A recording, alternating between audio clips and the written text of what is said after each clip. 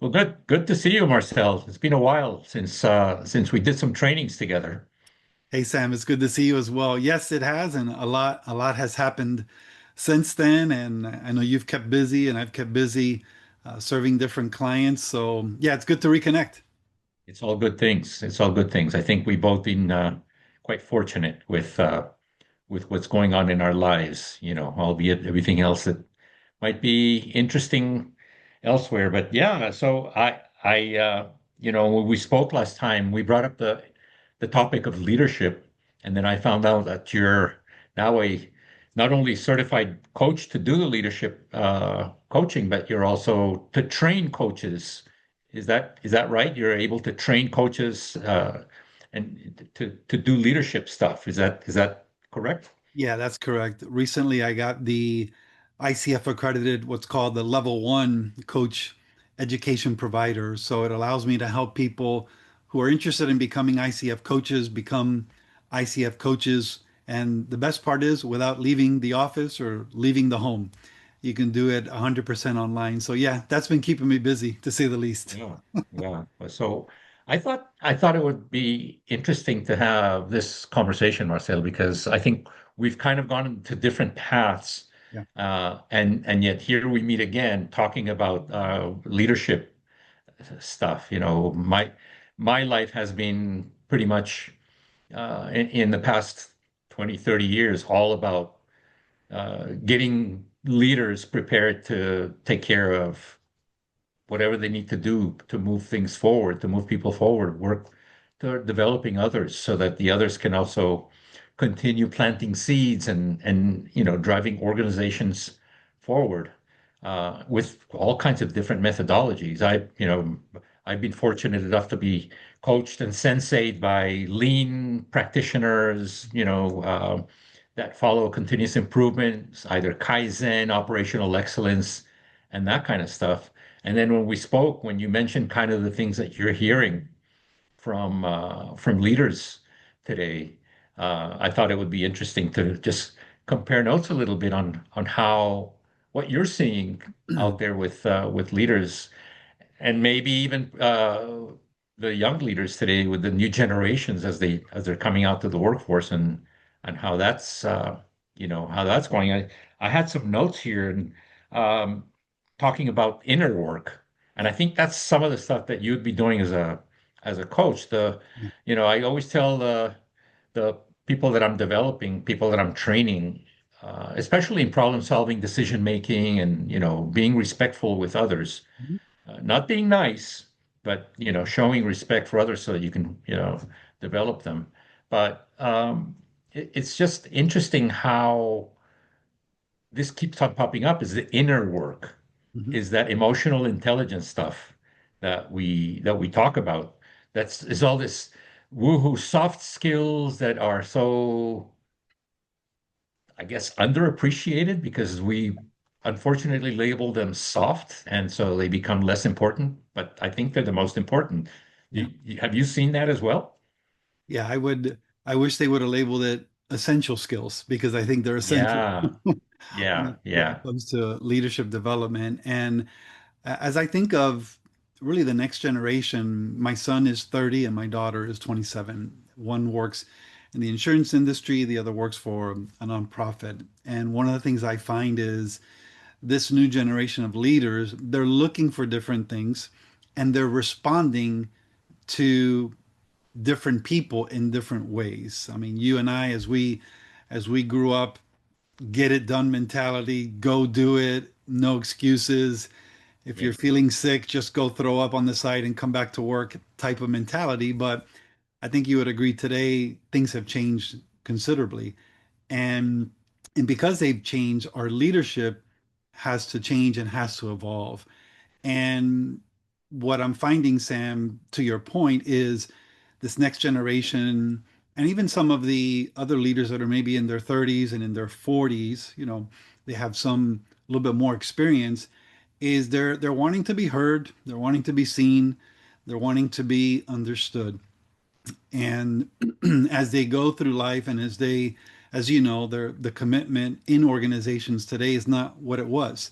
I mean, to hear somebody in their 40s that has worked for a company for 20 years today really is exceptional. And it's usually 3 to 5 years, if that, and they're moving on to their next phase. But the inner work, I think, is really important, not only for the people that are coming up, the new leaders, but for the seasoned leaders. I mean, you and I have been around the block for quite some time, and we've A little helped longer than you. just a little bit, just a little bit. And we've served many different teams, domestic, international, and in that, I think what we've learned is, yeah, we have to do the deeper inner work first in us to make sure we're creating that trust and safety with the people that we're serving, and really taking the time to listen. I remember the CEO of Popeyes, and one of the things that she did when she came in, she literally met with everyone in the corporate office. She took the time to meet with people one on one. And it reminded me of something that John Maxwell said many years ago, which is leadership is influence. And how do you Right. influence people? Well, you get to know people. I mean, you talk with them. You get to know a little bit about their family and about their goals and their dreams, and maybe their dream is not to stay with a company for 30 years. Maybe it's just to stay with a company another 5 to 10 years because they have other ambitions. But you're not going to influence people unless you really take the time to get to know them. And as you know, and as I know, that takes time. That Yeah. takes time. So I think part of the inner work is taking the time as a leader to, first of all, feel secure in your own leadership, but then to extend that hand and say, hey, how can we grow together? Help me Right. to Right. understand you and you understand me, and let's make this relationship based as opposed to hierarchical based. So I Right. think that's Right. key. Yeah. Yeah, no, that's absolutely right. And I've seen that too with you were talking about the generations. I'm seeing that as well. Um, talking about inner work, I had the opportunity about a year and a half ago to do a TED Talk, well, a TEDx in Mhm. Georgia, which was quite interesting because first I had to find my own vulnerability to be able to get on a stage, right? That's right. uh, because you're going to have all this audience looking at you, and it's this thing about public speaking that you have to get. So that points to self-talk. What was I telling myself? What was that inner work that I was doing, and what I had to do to create the inner work to be able to get out there and do it? Yeah. And then last week, I had one of my learners. I'm a LinkedIn learning instructor, and one of my learners wrote me. He watched the TED Talk recently, and he said, he gets it. All these because the talk is about how what you say when you talk to yourself. It's the Yeah. words we use, the words we choose Yeah, it when was we great. whisper to ourselves, right? And he said, but I don't get it because you're training on problem solving, you're training on leadership skills, you're training on communication.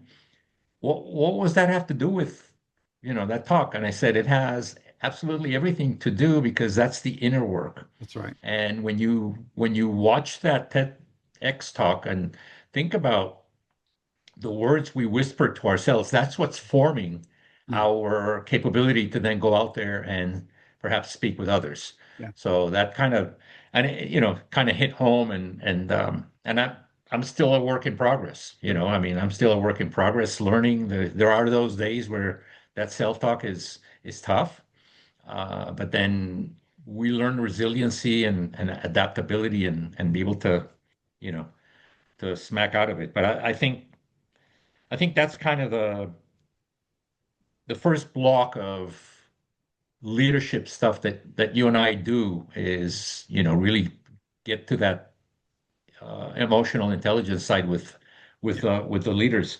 So how, I mean, because I think the next step after that is, and you were kind of alluding to this, how do you build, because you have to build trust, Mhm. Yeah. right? You have to build trust and rapport with the person that you're helping. So that's kind of a relationship building conversation first Yeah. before you jump into the content That's right. of actually driving, right? So how do you do that, Marcel? Because that you're probably a master at that. I think what I've learned over the years is Hmm. you've heard the saying, trust is earned. I flip it around and I will say, trust is given. You give trust first. you don't expect you give trust first. And I think that makes such a big difference in your leadership approach. Now, I'm not going to say if you take that approach, you're never going to get burned or disappointed. But I think Right, what I have found is people know when you don't trust them, and people know when you do. right, And right, I think a big part of it is that internal work as a leader is communicating to someone, hey, Sam, I just want you to know, I know we haven't known each other for very long, but I trust you, and I'm going to trust you to do this job, or I'm going to trust you to lead this team. And right, not only am I going to trust you, but I'm going to walk with you in this process and equip you and answer questions. And I'm not going to let you out there to dry, leave you out to dry on your own. But I'm going to trust that you can do this. And I'm going to come alongside you and I'm going to take equal share in the responsibility so that you are a success. right. And that to me makes such a world of difference as opposed to, well, we hired you and you have a great resume, so this is what needs to get done. Go ahead and do it and report back in a week. And I think, that doesn't communicate a lot of trust. It communicates a lot of accountability, but not necessarily trust. But yeah, to your point, I think we have to not only say that we trust people, but we have to let them know, hey, I'm entrusting to you this responsibility, this team, but I'm not only entrusting you with this stewardship, but I'm going to come alongside you and I'm going to support you in this process because I want you to be a success. And as much as it depends on me and you, we're in this together, not, hey, go take care of this and let me know in a week or two how things are coming along. By then, it might be too late. Yeah, The yeah, damage yeah. might be done, but let's walk with people together. And that kind of leads me to the second point, Sam, where leadership is about serving others. And I think the leader that is confident serves other people. They ask the question, okay, what does this person need on my team? What does this person need to succeed? What are some of the obstacles that maybe they haven't even anticipated that I know are there or are coming relatively soon?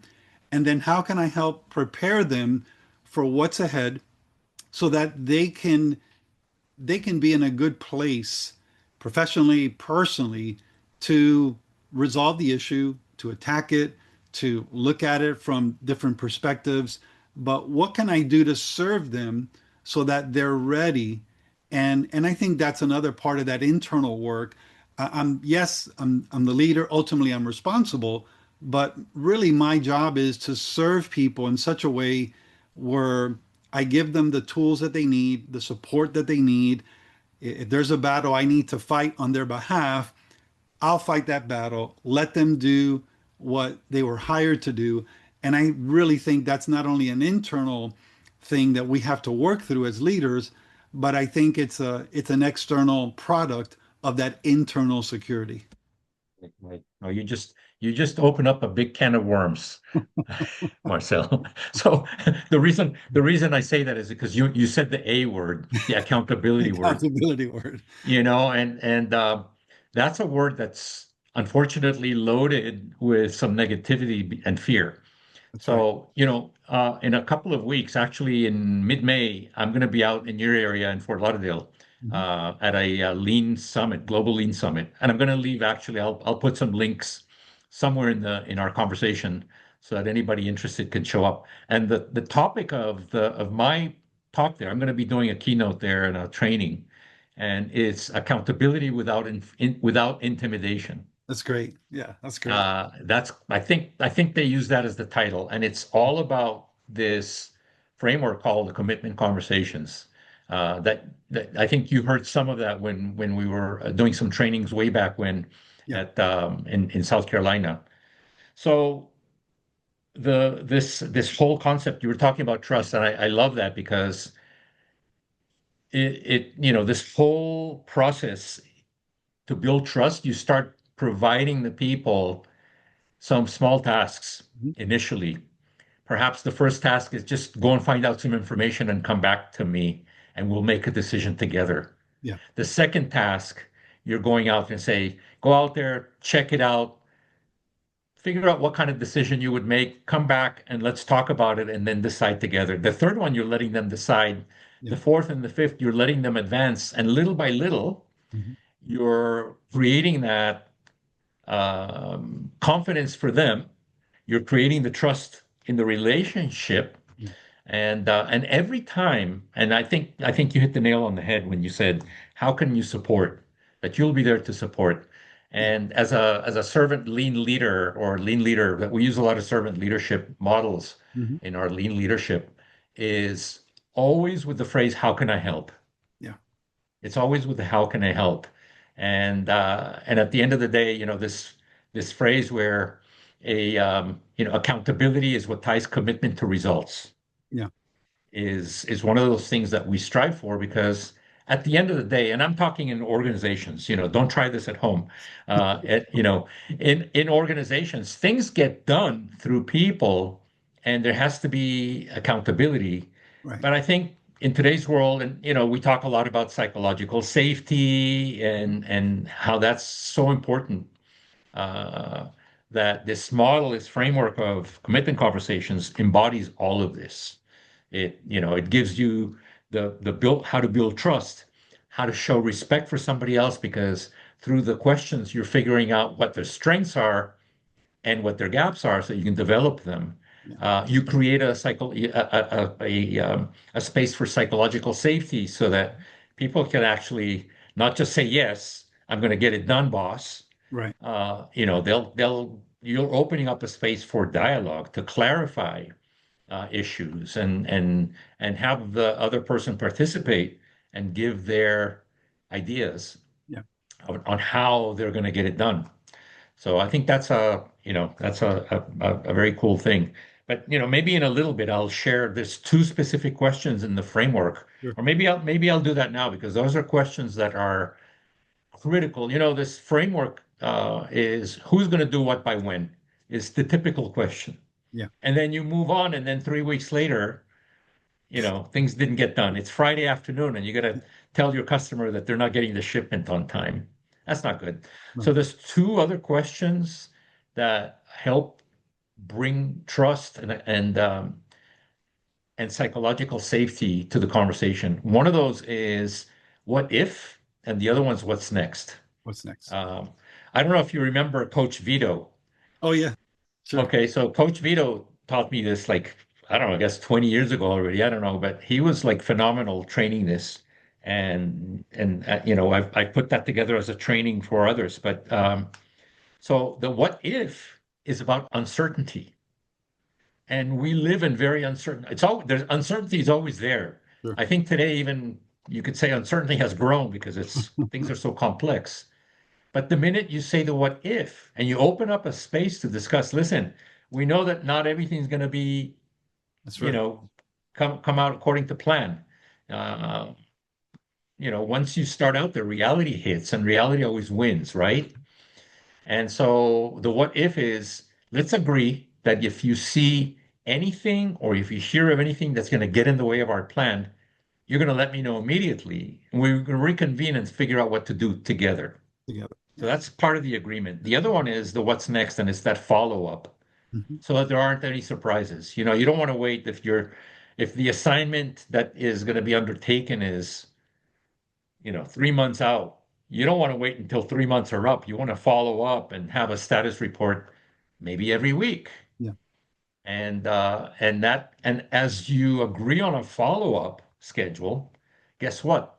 The leader giving out the task becomes just as responsible and accountable Yeah. for for the success of that project, task, or whatever, or activity. So there's that co-responsibility, which again goes back to respect, trust, Right. psychological safety, and that. So it's a great little framework and process that embodies all of this all of this stuff. So it's yeah, it's good to hear that you're driving it in the same direction with a little bit of a different methodology, right? Yeah. And even in the coaching side, I mean, it's the idea that there's different metaphors in coaching. And one of the things that I often tell people is, coaching and, ICF coaching, it's it's not putting on a trainer's hat or a consultant's hat or an advisor's hat. You are basically a partner. You're Right. walking alongside, and it flows nicely with what you're saying, Sam. You make a commitment together, and you agree together how things are going to be done, by when, and what support you need. And so much of what I'm learning these days is I'll I'll work with a client, for an example, and they'll say, "Well, we want this training. We want this full day training, 8 hours. Just give us all this information, three different topics." And I'll tell them, I can do that. It's not a problem, or, someone on my team can do that. However, do you only want the training to check off the box, or you have to spend this money by the end of the year, or do you really want a transformation? The training is one component.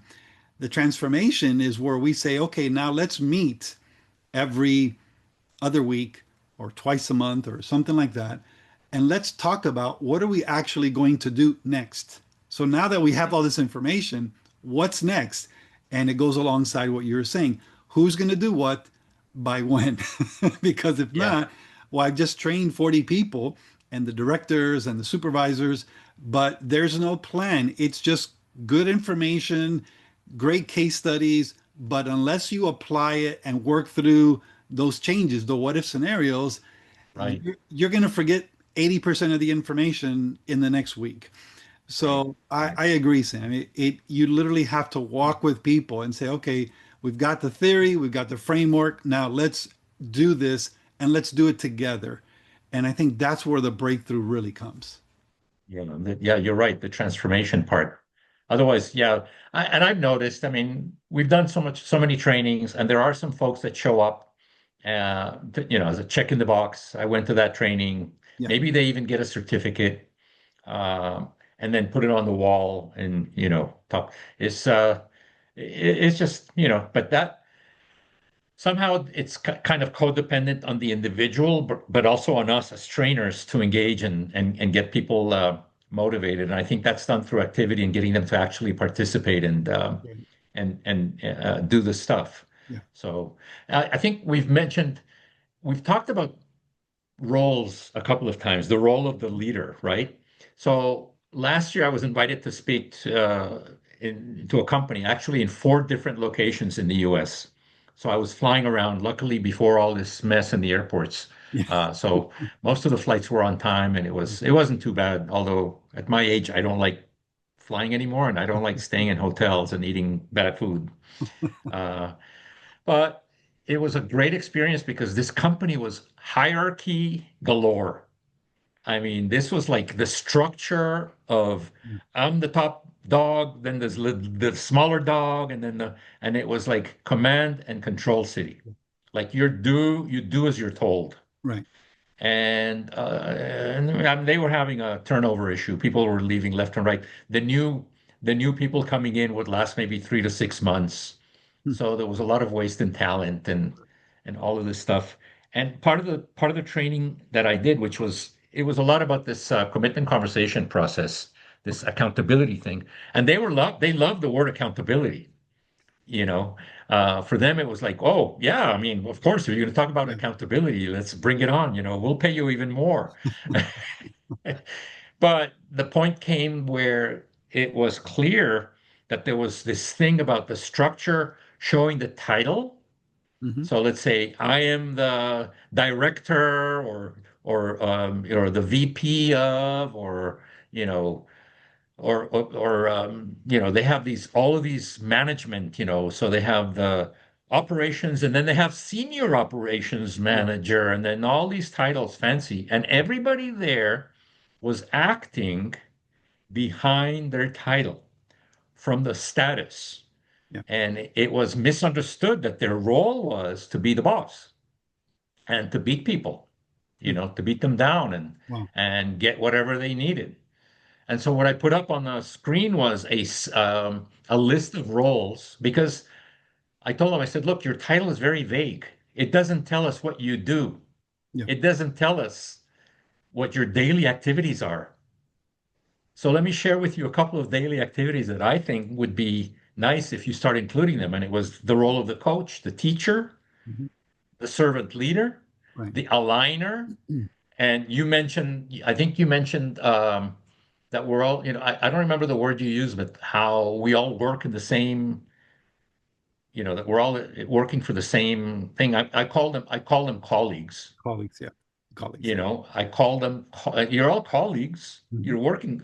Everybody had their label of Partners. the Yeah. company here, Partners. right? I said, it was like, here's your brand. You're all working for the same thing. And it doesn't seem that it's working if you continue working from behind your status, Yeah. because it just, again, to the point of fear, there was no psychological safety.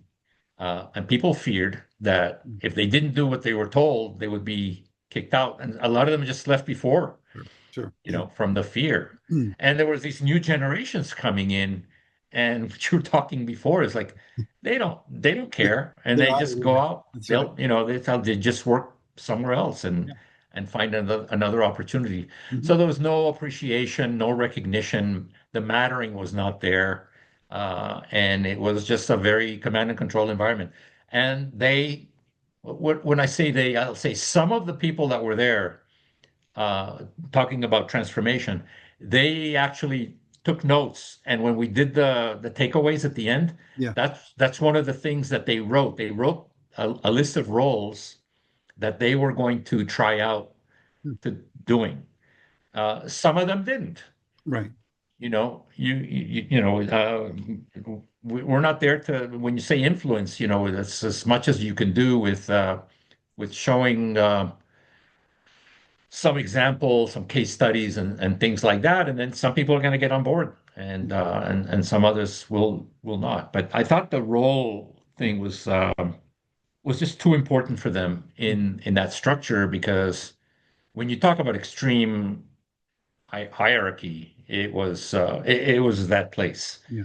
And so I don't know if you've had coachees or people that you're driving into leadership that come in and they say, well, I'm maybe they come in with a title, Sure. and you've had to go through that.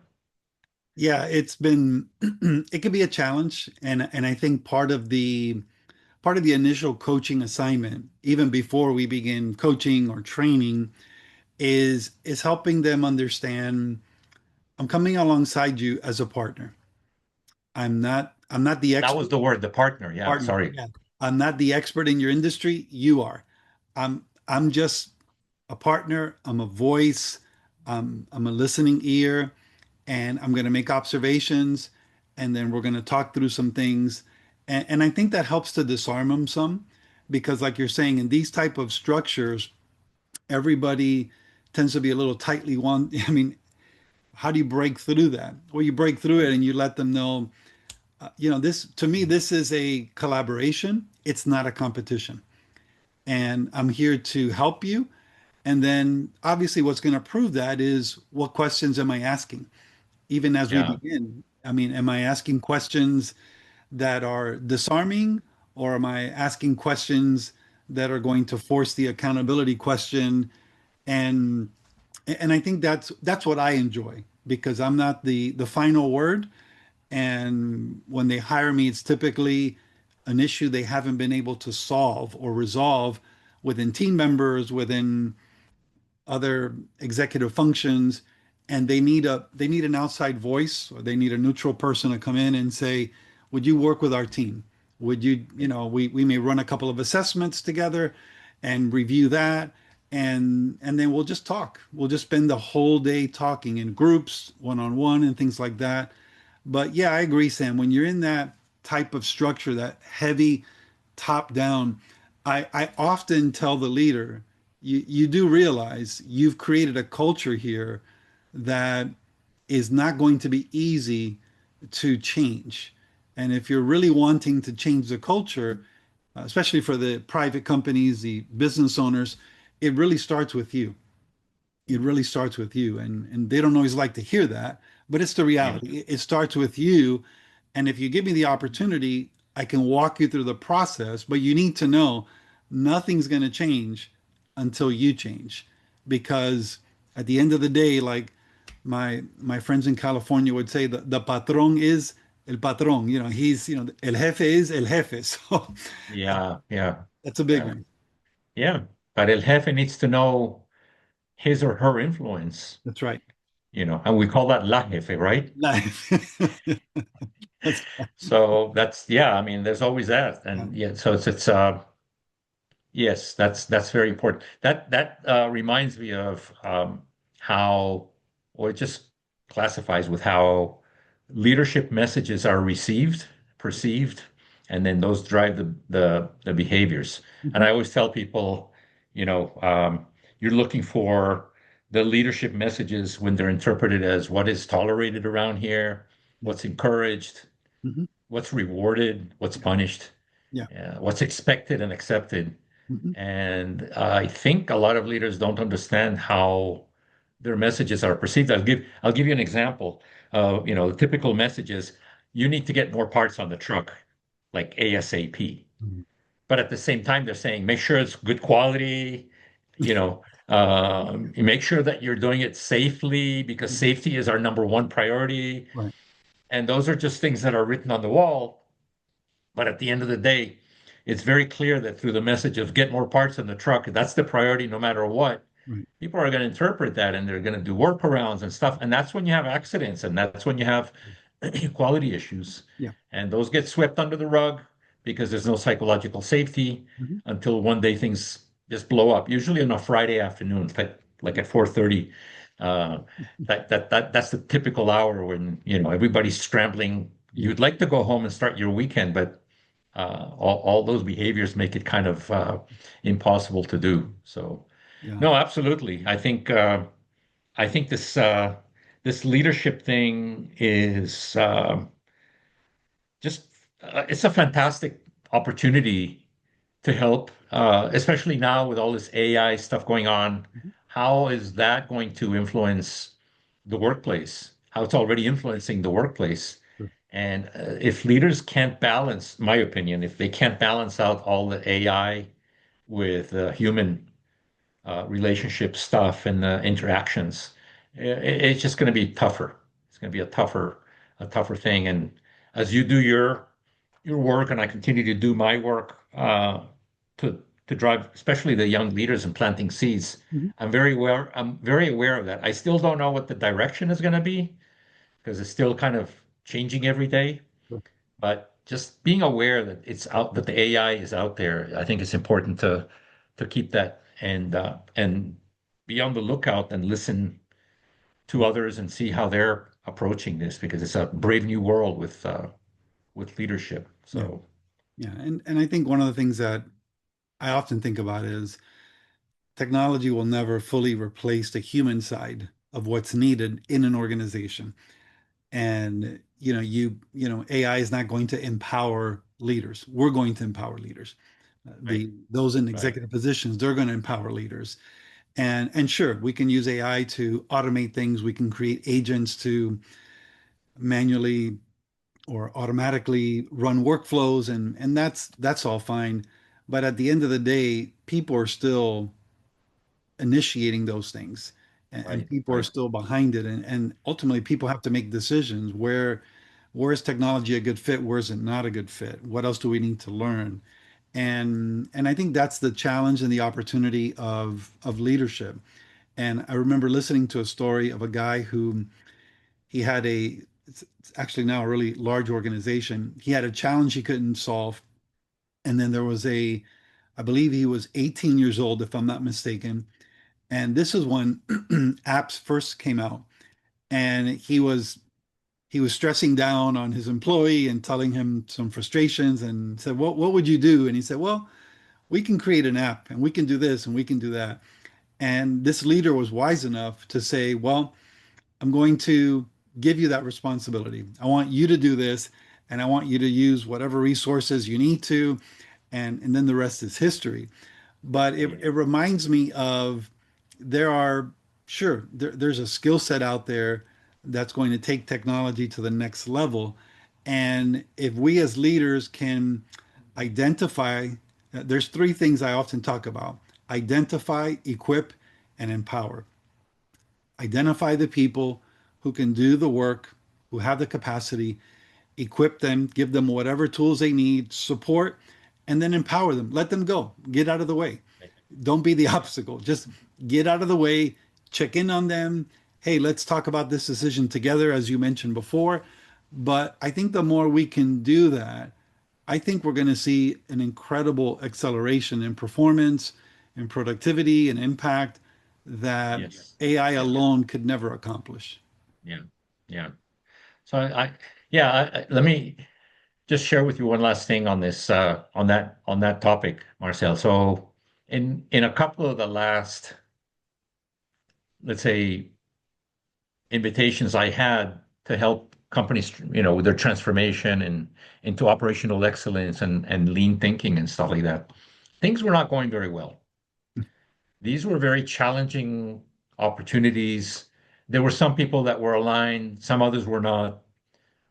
And I confided in one of my sensei and said, I feel a little frustrated. I feel that I'm not having the success I'd like to have Mhm. in this transformation. And this is what he told me. He said, "You're not here to change the world. You're not here to solve world hunger, Right.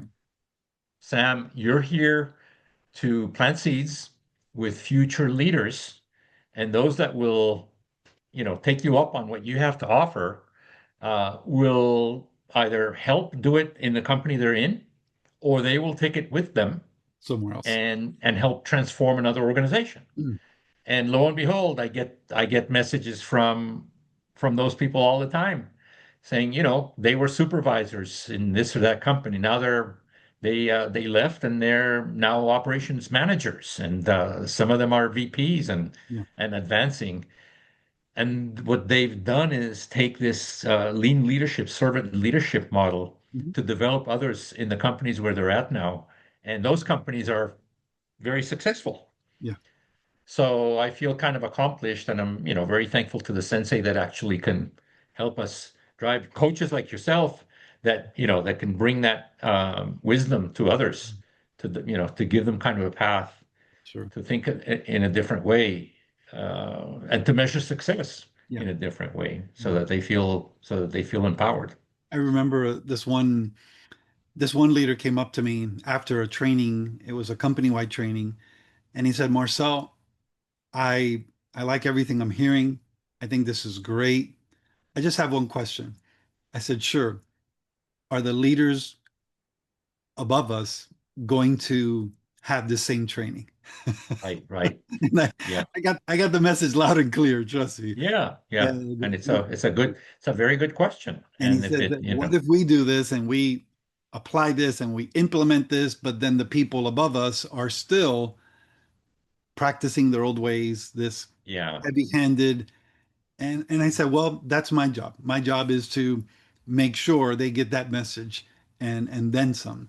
So yeah, it was very insightful. But the reality was it's futile if we do all these things, but it's not supported by upper management. And right, then eventually we go back to our old ways. Why even have the training? Why even yeah, do all of these things? So yeah. and maybe you've heard that before as well. Oh yeah, yeah. I've heard it, seen it, and it, there's all just very. I can't say that there is a one size fits all, and in every company is different. Some top leaders will align, and some of them Mhm. won't, and they don't see that as their responsibility. Again, back to the structure and the command and control. They see, well, you're getting paid. This is your job to solve problems, not mine, Right. and you just go do it. So yeah, but then time will tell Yeah, what happens. that's right. Time will usually tell, and then either things will get fixed or customers will go Yeah, to a competitor. that's right. Or they'll lose That's good people, like you said. They'll lose good yeah, people, yeah, and then they'll regret it, unfortunately. yeah. That happens. That happens quite a bit. So Yeah. no, excellent, excellent. I think wow, I've learned a lot from you, and I guess going towards kind of same Hmm. in the same direction of Yeah. stewardship and helping others, and this thing about the inner work and building trust and relationships first, the Yeah. rapport before you get into the content. Hmm. Um, the respect and all of that stuff. I think that's a big shared opportunity. And then the partnering and the colleagueship, Yeah. the roles, I think those are key. And like you said, I agree. I don't think that's going to change big time with AI. There's a lot of AI models now where you can go in and get coached, Sure. but Not the same. I don't see how the human part is going to be replaced by a machine. It's Yeah. just there's many things that are still not. I think robots can't do that. Yeah. Yeah. Yeah. If Robots. they, I mean, I'll be fine if a robot can help fold the laundry at home, and take out the stuff from the dishwasher. I don't mind putting it in, it's taking it out that, but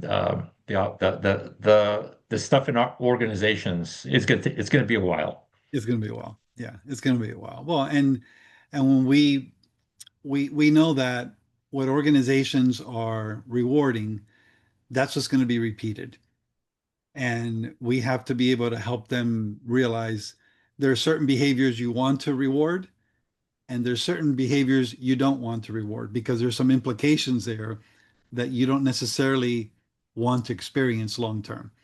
And and I think when it comes to the people, and I remember this one company who they had an identity crisis, so they asked me to come in and help them to work through their vision, mission, and values. And that's one of my favorite exercises. And we did that. And it really was more of a discovery type of process. But then they started rewarding things that they had valued. And then things really started connecting for them because they said, hey, this is what we've been valuing all along. Why not reward this? Why not Right. recognize this? And it was a really beautiful picture to see how when a company is really true to their values and when their people know that, hey, this is what we value, there's alignment, this is what we value, this is what is going to get rewarded. And at the end of the day, it really helps with the synergy of the entire operation because no one's guessing what's important. They know what's important. They're getting rewarded for doing what's important according to what the company has said. And those things are very rewarding for us as trainers and coaches because we know ultimately if you have alignment in an organization, I mean, you're going to have unity, you're going to have less issues, you're going to have better teamwork, you're going to have better communication, you're going to have greater commitment.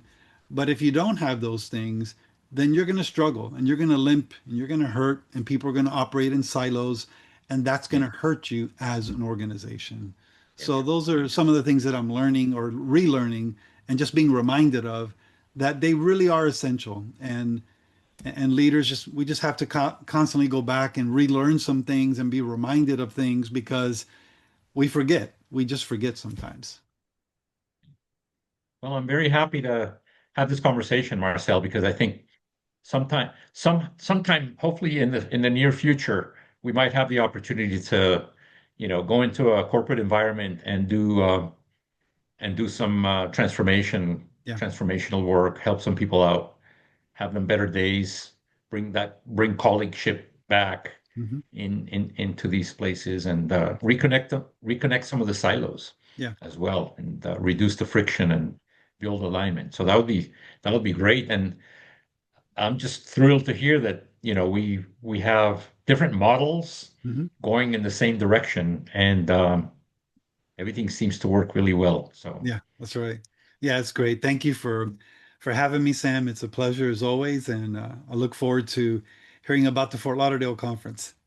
yes, I'll let you know more, and try to connect while I'm there. Yeah, And we'll leave some links after when we do the editing. We'll put some links out there so that they can reach out to you.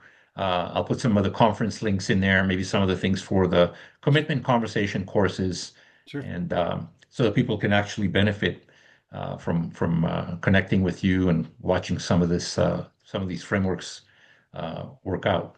Excellent. Very, very good. Very good. Thank you, Marcel. It was Thank you, Sam. great. Always a pleasure.